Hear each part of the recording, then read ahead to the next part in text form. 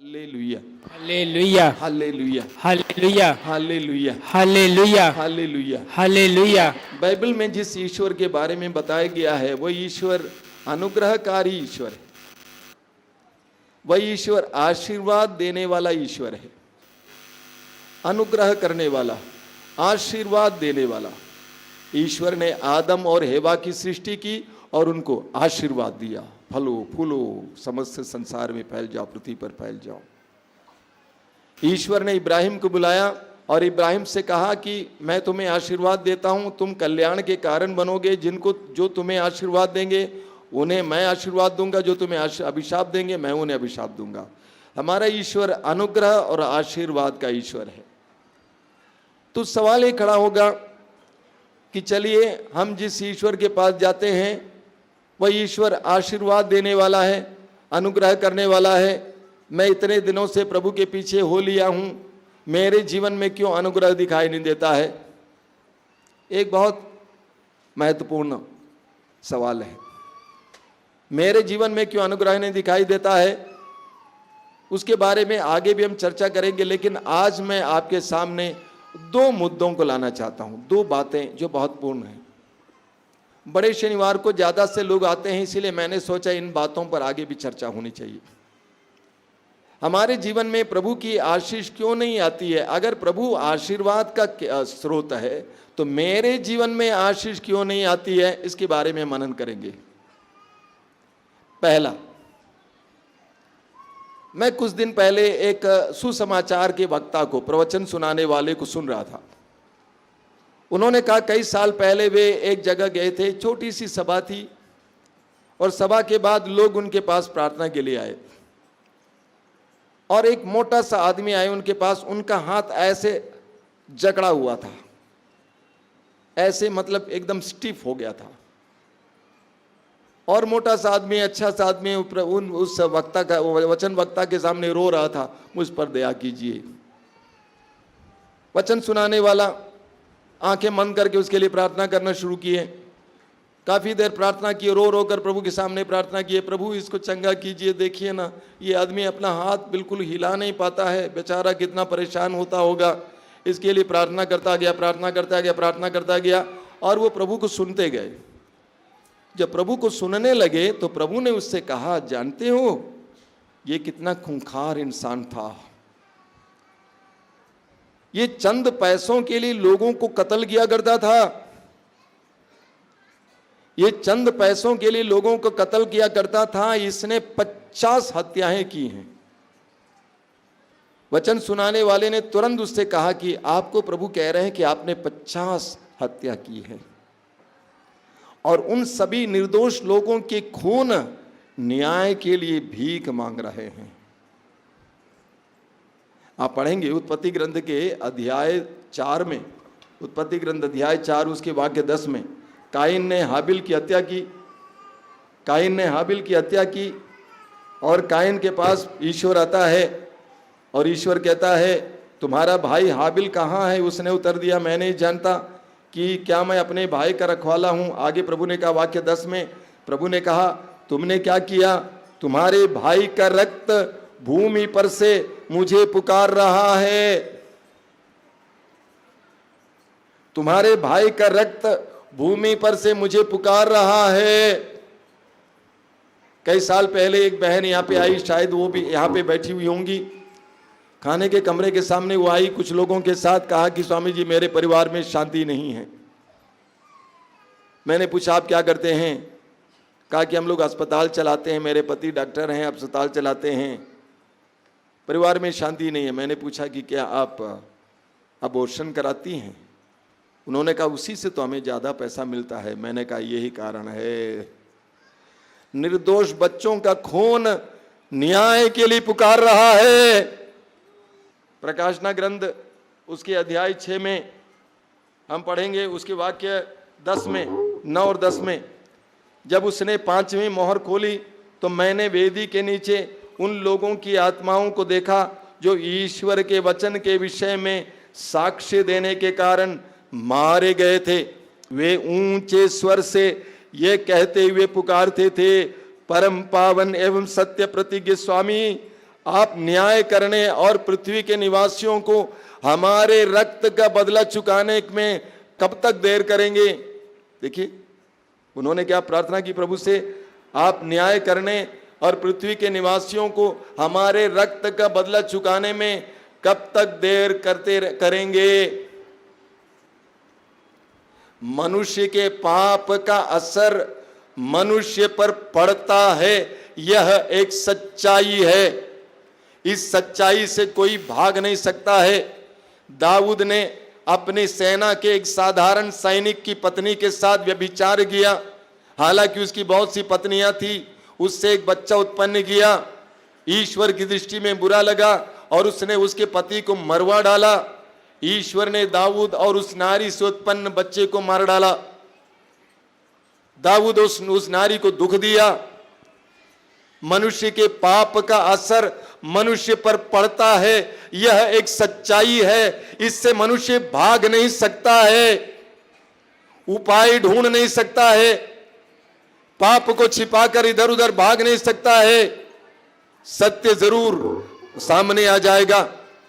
इसलिए मनुष्य के जीवन में जो पाप होता, वचन में लिखा हुआ है, सूक्ति ग्रंथ अध्याय 13 वाक्य 21, विपत्ति पापी का पीछा करती है। स्तोत्र ग्रंथ अध्याय 38 वाक्य 19 में लिखा हुआ है कि मेरे पापों के कारण मैं अशांत हूं। हमारे ही पाप हमारे लिए अशांति का कारण बनता है।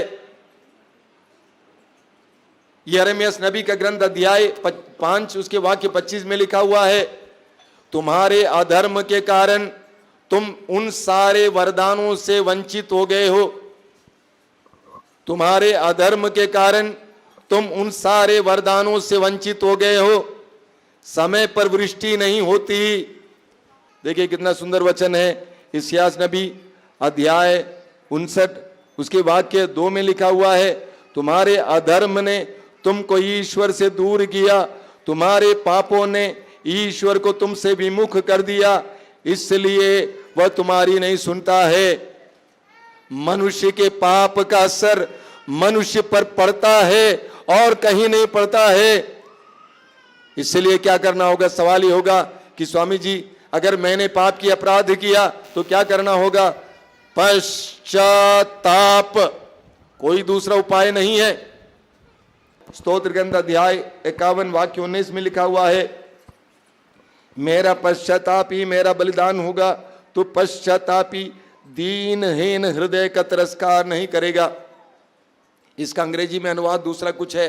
अंग्रेजी में अनुवाद यह है, you will not spurn a broken heart and contrite heart, यानी एक ऐसा हृदय जो पश्चाताप के द्वारा फटा हुआ है, ऐसा हृदय जो पश्चाताप के द्वारा फटा हुआ है, उसका तू तिरस्कार नहीं कर सकता है। हमारी समस्याओं के समाधान के लिए हर विश्वासी को अपने पापों के लिए पश्चाताप करना होगा, ढूंढना होगा। सूक्ति ग्रंथ अध्याय 28 वाक्य 13 में लिखा हुआ है, जो अपने पाप को छिपाता है वह कभी उन्नति नहीं करेगा। जो अपने पाप को छिपाता है वह कभी उन्नति नहीं करेगा, लेकिन जो उसको प्रकट करता है और उसका परित्याग करता है उस पर दया की जाएगी। प्रभु अन्यायी नहीं है, प्रभु न्यायी है, प्रभु करुणामय है, लेकिन पाप को छिपाकर कुछ नहीं होगा। मेरे एक रिश्तेदार का बेटा बहुत पैसा उड़ा दिया, करीब 20-21 लाख रुपया उड़ा दिया और वापस आ गया विदेश से। उसके बाप ने कहा क्या करें? उड़ाऊ पुत्र को प्रभु ने स्वीकार किया ना, पिता ने स्वीकार किया ना, मुझे उसको स्वीकार करना। लेकिन मैंने कहा वो वापस नहीं आया है। उड़ाऊ पुत्र वापस आ गया था, लेकिन आपका बेटा वापस नहीं आया है। उसका शरीर वापस आया है, वो वापस नहीं आया है। उसके चेहरे पर, उसके हाव भाव में कुछ भी नहीं दिखता है। पश्चाताप, 1% भी पश्चाताप उसके जीवन में नहीं है। उड़ाऊ पुत्र बिना खाए पिए जब भूखा था, उस समय उसने पश्चाताप किया। लोग यहां पर अपने दुख के लिए रोते हैं, अपने पाप के लिए रोइए। उड़ाव पुत्र को उसके पिता ने ग्रहण किया क्योंकि उसने पश्चाताप किया, यानी वास्तव में सुअरों को छोड़ के आया, क्योंकि उसने तंगी का अनुभव किया, खाने के लिए कुछ नहीं मिलता था। तो सबसे पहला काम हर विश्वासी को करना है, अतीत से हाथ मत धोइए, अपनी जिम्मेदारी से हाथ नहीं धोना है। कुछ दिन पहले प्रभु ने मुझसे कहा, तुमको एक अच्छा पाप स्वीकार की जरूरत है। अपने संपूर्ण जीवन के सारे पापों को बताकर उससे पूरी तरह से छुटकारा पाने की आवश्यकता है।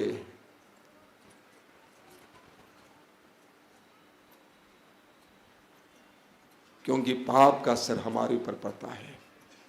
एक अच्छा पश्चाताप, कुछ आंसू नहीं, एक सच्चा पश्चाताप हमें करना है। अपने किए हुए सारे अपराधों को याद करना है। जब ईसाई भाई बहनों को पाप स्वीकार करने के लिए बोला जाता है, उनको बोला जाता है कागज पे लिख डालो, एक एक चीज कागज पर लिख डालो, एक एक चीज कागज पर लिख डालो।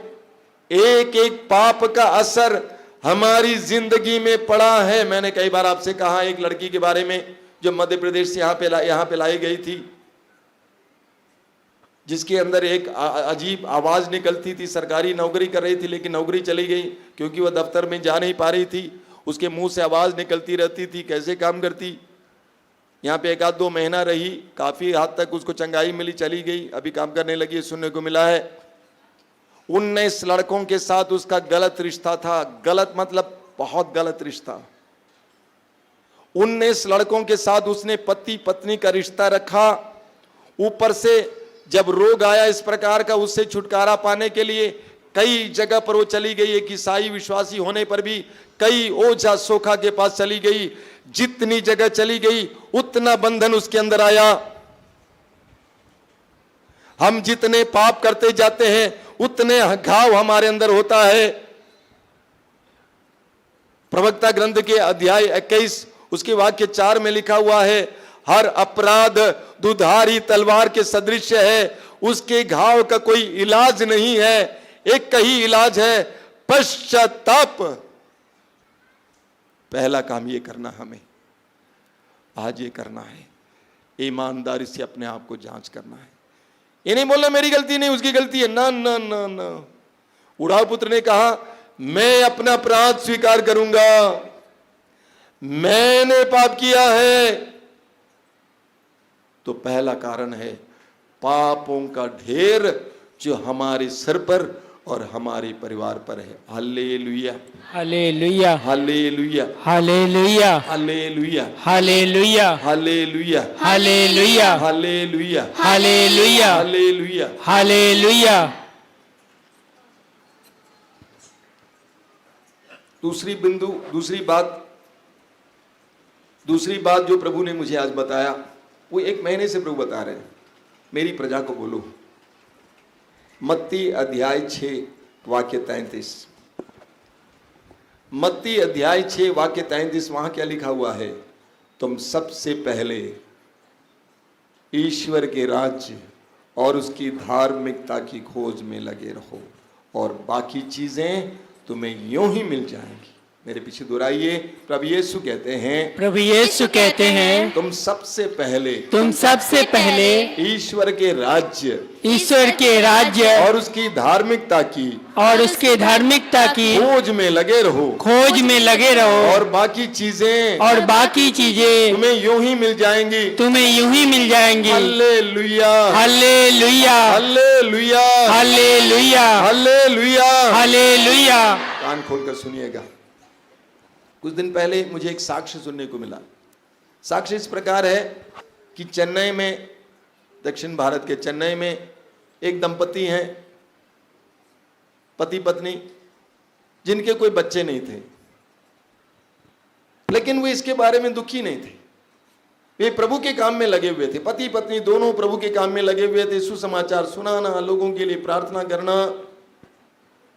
वे अपने दुख के बारे में कभी नहीं सोचते थे, बस प्रभु के काम में लगे हुए थे।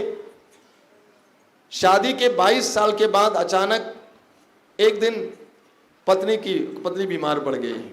उसको बहुत ज्यादा पेट में दर्द होने लगा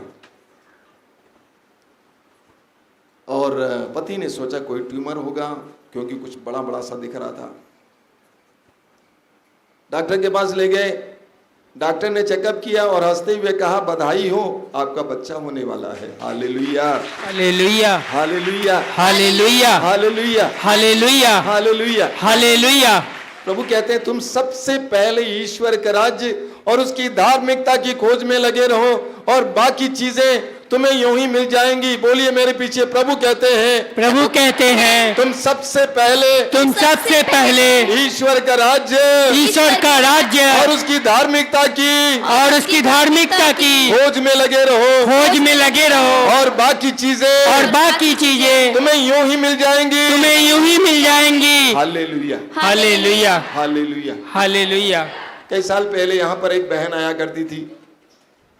वो प्रार्थना में आती थी और हमेशा बोलती थी, मेरी बेटी की शादी हो जाए, मेरी बेटी की शादी हो जाए, मेरी बेटी की शादी हो जाए। शादी नहीं हुई तो बहन आना बंद कर दी। वो बहन आना बंद कर दी, मालूम क्यों? क्योंकि वो ईश्वर के राज की खोज में नहीं आई थी, बेटी की शादी की खोज में आई थी। वो ईश्वर के राज की खोज में नहीं आई थी। अगर वो ईश्वर के राज की खोज में आई होती तो उसकी बेटी कभी की शादी हो जाती। वह अपनी बेटी की शादी के लिए एक दामाद के लिए आ रही थी, इसलिए न दामाद मिला न प्रभु की कृपा मिली। मैं एक भाई को जानता हूं, उसके ऊपर 2 मुकदमे हैं और मेरे सामने आके बैठ के बोल रहे थे कि देखिए ऐसा है वैसा। मैंने उनसे कहा, आप एक काम करना, 5 दिन दर्शन भवन में यहां पे आके रहना, 5 दिन प्रभु के सामने दर्शन भवन में बैठना, 5 दिन यहां पर आना, प्रभु के सामने बैठना, प्रार्थना करना, उसके बाद आप मुझसे मिलना, बताना क्या हो रहा है। वो भाई वापस नहीं आए, क्योंकि वो ईश्वर के राज की खोज में नहीं था, वह मुकदमा से छुटकारे की खोज में था। अगर वो मेरी बात को मान लेता, प्रभु के सामने आता, तो शायद आज उसको मुकदमे से छुटकारा मिलता। क्योंकि जब प्रभु के सामने बैठेंगे, प्रार्थना करेंगे, प्रभु से जुड़ जाएंगे, प्रभु के वचनों को सुनेंगे, प्रभु के मार्ग पर चलने लगेंगे, प्रभु को ढूंढने लगेंगे, प्रभु उसके लिए प्रबंध करता। एक जवान लड़का आया, मैं ऐसे दर्जनों उदाहरण दे सकता हूँ। बोल रहे थे, स्वामी जी नौकरी नहीं मिल रही है। मैं तो आता हूँ, कभी कभी यहाँ पे आता हूँ, प्रार्थना में आता हूँ, मेरी मम्मी तो बराबर आती हैं, नौकरी नहीं मिल रही, मैं तो परेशान हूँ, रिज्यूम लेकर कागज़ लेकर ढूंढ कर थक गया हूँ। मैंने कहा बेटा एक काम कर, तुम्हारा घर ज़्यादा दूर नहीं है, तुम एक काम करना, रोज प्रभु के सामने आना, तुम अपनी समस्या को कुछ समय के लिए भूल जाना, तुम ईश्वर के राज की खोज करना, प्रभु के लिए समय देना, प्रभु के पास आना, प्रभु के सामने बैठना, प्रार्थना करना, प्रभु की आराधना करना। वो लड़का वापस नहीं आया, क्योंकि वो ईश्वर के राज की खोज में नहीं था, वो नौकरी की खोज में आया था यहाँ पे। काश वो ईश्वर के राज की खोज करता, आज उसको कितनी अच्छी नौकरी मिली होती। बहुत सारे उदाहरण है मेरे सामने। कई लोगों से मैं पूछता हूं, क्यों भैया आजकल बहुत कम दिखाई देते हैं? बड़े व्यस्त हैं स्वामी जी, व्यस्त हैं। हाँ। तुम जिंदगी भर व्यस्त रहोगे लेकिन कोई कामयाबी नहीं देखोगे। प्रभु को छोड़कर तुम व्यस्त रहोगे, कामयाबी नहीं देखोगे। योहन का सुसमाचार अध्याय 15 उसके वाक्य 6-5 में लिखा हुआ है, मैं सच्ची दाखलता हूं, तुम डालियां हो, जो डाली मुझ में रहती है और मैं जिसमें रहता हूं वही बहुत फलती है, क्योंकि मुझसे अलग रहकर तुम कुछ भी नहीं कर सकते। 18 घंटे 14 घंटे काम करोगे लेकिन कोई कामयाबी नहीं होगी। काश तू प्रभु के राज की खोज करता, तुम्हारे लिए प्रभु प्रबंध करते। Hallelujah, hallelujah, hallelujah, hallelujah. Bible में बहुत सुंदर उदाहरण है। आपने बार बार इब्राहिम के बारे में सुना है। मैं जब इब्राहिम के बारे में सोचता हूं बहुत भावुक हो जाता हूं। जब इब्राहिम 75 साल के थे उस समय ईश्वर ने इब्राहिम से कहा, तुम अपने इस जगह को छोड़ो और अपने पत्नी और लोगों को लेकर जो देश मैं दिखाऊंगा वहां की ओर चले आओ। कितने साल की उम्र में? 75 साल की। 75 साल तक जो इंसान जहां रहा है, जिसकी जड़ पकड़ चुकी है, उस जगह को छोड़ के जाना आसान बात थी नहीं। और वो अज्ञात देश, पता नहीं कहां। कई लोगों ने इब्राहिम को छोड़ दिया और कहा कि तुम कहां जा रहे हो, कौन तेरे पीछे चलेगा? इब्राहिम ने मुड़कर कहा, एक बहुत सुंदर बाइबल की कहानी उसमें लिखा हुआ है, उसमें आप देखेंगे। इब्राहिम से कहा, कौन तुम्हारे साथ चलेगा, पीछे चलेगा? इब्राहिम ने मुड़कर कहा, सवाल यह नहीं है कि कौन इब्राहिम के पीछे चलेगा, लेकिन सवाल यह है कि इब्राहिम अपने खालिक के पीछे चलेगा। और इब्राहिम 75 साल की उम्र में अपने देश को छोड़ता है। उसके पास कुछ नहीं है, एक बच्चा तक नहीं है, पत्नी के साथ, बांस औरत के साथ चल पड़ता है, अपने जानवर सब लेकर। पता नहीं इब्राहिम कहां जा रहे हो, पता नहीं, जहां पे ईश्वर ने बताया वहां जा रहा हूं। मालूम है ईश्वर ने क्या कहा इब्राहिम से? इब्राहिम से ईश्वर ने कहा, अध्याय 12 में पढ़ेंगे, ईश्वर ने इब्राहिम से कहा, जो तुमको आशीर्वाद देंगे मैं उनको आशीर्वाद दूंगा, जो तुमको अभिशाप देंगे मैं उनको अभिशाप दूंगा। आगे पढ़ेंगे अध्याय 22 उसके वाक्य 17 में प्रभु कहते हैं, मैं शपथ खाकर कहता हूं मैं तुम पर आशीर्वाद बरसाता रहूंगा। मैं तुमको शपथ खाकर कहता हूं मैं तुम पर आशीर्वाद बरसाता रहूंगा। अध्याय 24 उसके वाक्य 35 में आप पढ़ेंगे। अध्याय 24 वाक्य 35 में लिखा हुआ है, इब्राहिम को ईश्वर ने बहुत धनी बनाया। ईश्वर ने इब्राहिम को ईश्वर ने भेड़ बकरी, गाय बैल, सोना चांदी, नौकर चाकर, ऊंट, हर तरह से इब्राहिम को संपन्न बनाया, क्योंकि इब्राहिम ने ईश्वर की वाणी को सुना। हमें सब कुछ को सीधा करना है। ईश्वर की खोज में निकल पड़िए, ईश्वर के राज के लिए समय दीजिए, ईश्वर को वचन सुनने के लिए समय दीजिए। आपको कोई नुकसान नहीं होगा, कोई नुकसान नहीं होगा बेटे, कभी नहीं होगा, क्योंकि प्रभु अपने वचन के खिलाफ जा नहीं सकता है। प्रभु ने कहा कि मेरे मुख से निकला हुआ शब्द सच्चा और अपरिवर्तनीय है। जब आप प्रभु के वचन के अनुसार जीवन जीने लगेंगे, प्रभु को समय देंगे, प्रभु के लिए स्थान देंगे। देखिए एक बात का ख्याल करना, प्रभु ने क्या कहा है, तुम सबसे पहले ईश्वर के राज और उसकी धार्मिकता की खोज में लगे रहो।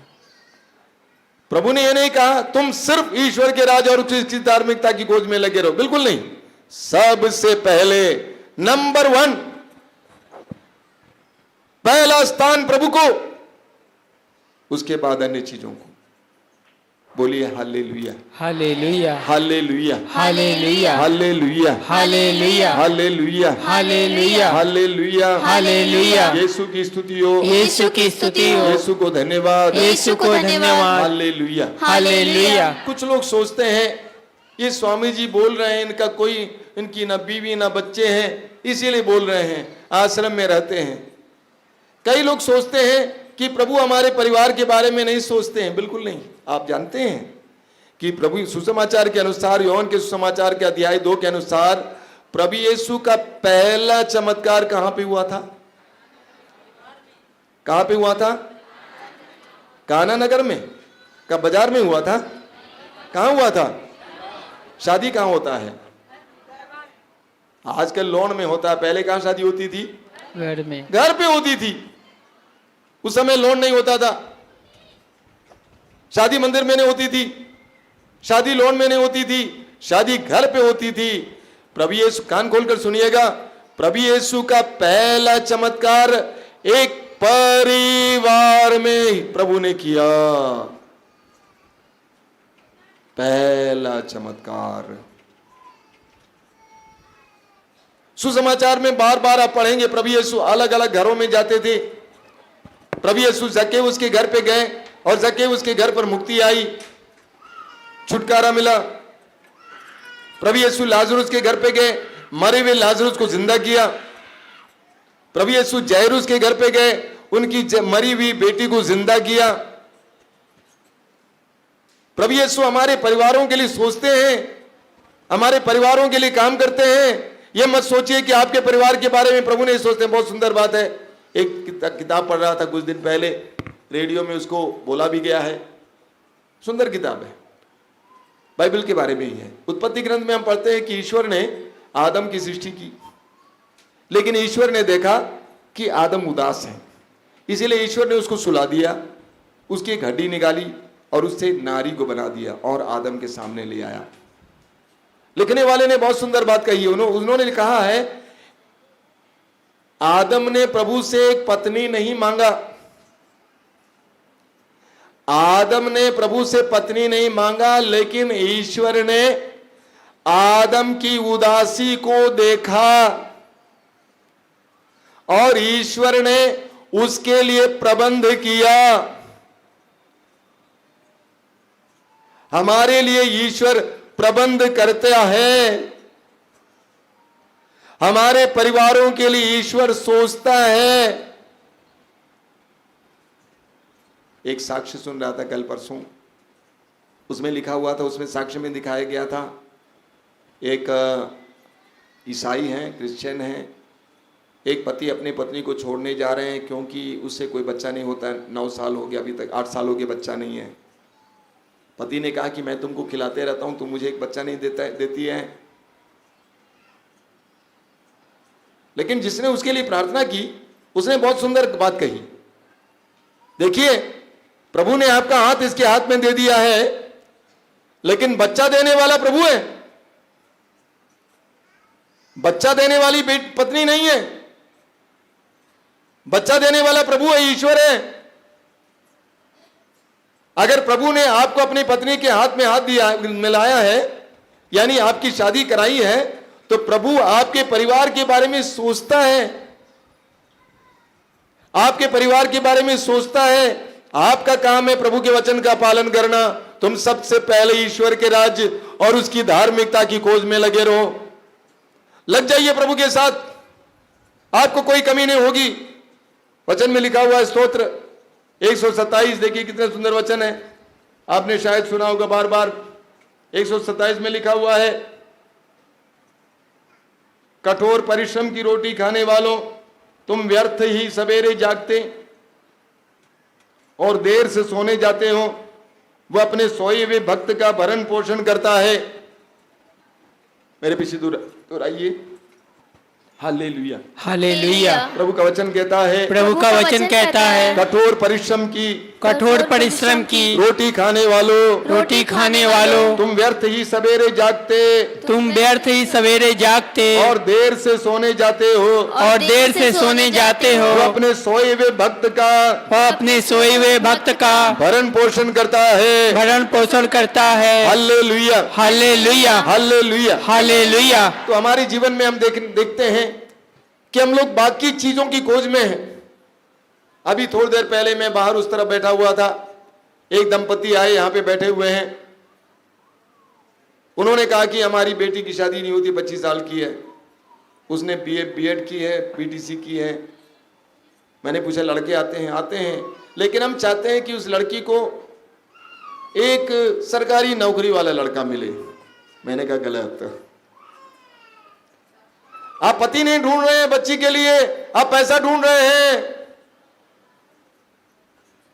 आप अपनी बेटी के लिए पति नहीं ढूंढ रहे हैं, लेकिन आप पैसा ढूंढ रहे हैं। मान लीजिए उसने शादी की, उससे शादी करा दी, उसका पैर कट गया तो, अगर वो शराबी निकला तो, अगर झगड़ा करके उसको घर से निकाल दिया तो, तलाक दिलवा दिया तो, आप क्या ढूंढते हैं? अपनी बेटी के लिए एक अच्छा पति ढूंढ रहे हैं या पैसा ढूंढ रहे हैं, नौकरी ढूंढ रहे हैं? हमें सब कुछ क्लियर करना है। मैंने कहा एक अच्छा लड़का ढूंढिए। अच्छे का मतलब पैसा नहीं है, अच्छा चरित्र, अच्छा स्वभाव। वो लड़का और लड़की मिले, जिंदगी बहुत अच्छी बन जाएगी। हम जो ढूंढते हैं गलत ढूंढते हैं, हर जगह पैसा ढूंढते हैं। अच्छी चीज ढूंढो, ईश्वर के राज की खोज करो, क्या ये बेटा मेरी बेटी को संभाल सकेगा? क्या इसके अंदर सद्गुण है? इसके अंदर ईमानदारी है? ये प्रभु के अनुसार जीवन जी पाएगा? ये प्रेम कर पाएगा? क्या इसके अंदर बलिदान का गुण है? ये ढूंढो। सरकारी नौकरी मत ढूंढो, पैसा मत ढूंढो, धोखा खा जाओगे। धोखा बहुत सारे लोग खा गए हैं। बोल बेटी यहां पे आज दिखाई नहीं दे रही है, बहुत अच्छा ना, बहुत सुंदर पति मिला, मैंने बताऊंगा क्या है। आज वो पागल हो गई है उसी पति के कारण। तुम सबसे पहले ईश्वर के राज की खोज करो, प्रभु के वचन के अनुसार जीवन जीने की कोशिश करो, प्रभु जो बोलते हैं उसको स्वीकार करने को तैयार हो जाओ। मेरे दिल में एक बहुत बड़ा दर्द है, अब मैं खुलकर बोल रहा हूं। हमारी जनता यहां पर चंगाई के लिए आती है, कई लोग अन्य चीजों के लिए आते हैं, लेकिन अपने जीवन में जब निर्णय लेते हैं आस पड़ोस के लोगों से पूछ के निर्णय लेते हैं, जिसके कारण धोखा खा जाते हैं तो यहां पर आके रोते हैं। मैंने एक भाई से कहा कर्ज नहीं लेना, मकान बना रहे हो, एक पैसा कर्ज नहीं लेना, लेकिन बैंक वालों ने उसको उकसा दिया, उसने कर्ज लिया, आज वो कर्ज का शिकार बनकर डूब रहा है, पूरा परिवार परेशान। आप सोच नहीं पाएंगे वे कर्ज से कैसे बाहर निकल सकते। मैंने कहा मैं नहीं जानता। क्यों प्रभु की बात को नहीं माना? क्यों नहीं तुमने दूसरों की बात को मानकर अच्छा सा घर बनाया? वचन में लिखा हुआ है जो दूसरों के पैसे से घर बनाता है वो अपने के लिए कब्र खोदता है। हजारों साल पहले लिख के रखा है वचन में। हमारे जीवन में हमारी प्राथमिकताएं सही होनी चाहिए। अगर आप सिर्फ पैसे को अपने जीवन का मकसद मान के चलेंगे, धोखा खाइए, रोइए। सबसे पहले ईश्वर के राज्य और उसकी धार्मिकता की खोज कीजिए, काम कीजिए, मेहनत कीजिए, प्रभु के लिए समय निकालिए, वचन पढ़ने के लिए समय निकालिए, वचन सुनने के लिए समय निकालिए, परिवार के साथ बैठ के प्रार्थना करने के लिए समय निकालिए। आप देखेंगे आपके जीवन में प्रभु की कृपाएं बरसेंगी। आज हमें ढूंढना है, हम क्या ढूंढ रहे हैं आखिर? प्रभु को ढूंढिए, यीशु को ढूंढिए, यीशु के पास आइए, यीशु के वचन को सुनिए, यीशु के वचन के अनुसार जिए। हो सकता है आज आपको तकलीफ हो, कल आप देखेंगे क्या होता है। मैं कई परिवारों में जाता हूं, कुछ परिवारों में मैं सीधे बोल देता हूं अनुग्रह नहीं है, आशीष नहीं है, क्योंकि यहां पर प्रार्थना नहीं है, प्रभु के लिए समय नहीं है। तो कैसे कृपा मिलेगी, कैसे आशीष मिलेगी? तुम सबसे पहले ईश्वर का राज्य और उसकी धार्मिकता की खोज में लगे रहो, बाकी चीजें तुम्हें यूं ही मिल जाएंगी। कल मैंने एक भाई को बुलाया और कहा मुझे प्रेरणा मिल रही है, प्रभु बता रहे हैं आप रोज 1 घंटा प्रभु के सामने आके बैठेंगे, समय निकालिए। मैंने कहा शादीशुदा है, परिवार वाले हैं, कोई खास काम नहीं है, कई दिनों से इस तरह भटक रहे हैं, अच्छा काम नहीं है। मैंने कहा प्रभु कहते हैं 1 घंटा प्रभु के सामने आके बैठना। तुम सबसे पहले ईश्वर के राज्य और उसकी धार्मिकता की खोज में लगे रहो, बाकी चीज़ें तुम्हें यूं ही मिल जाएंगी।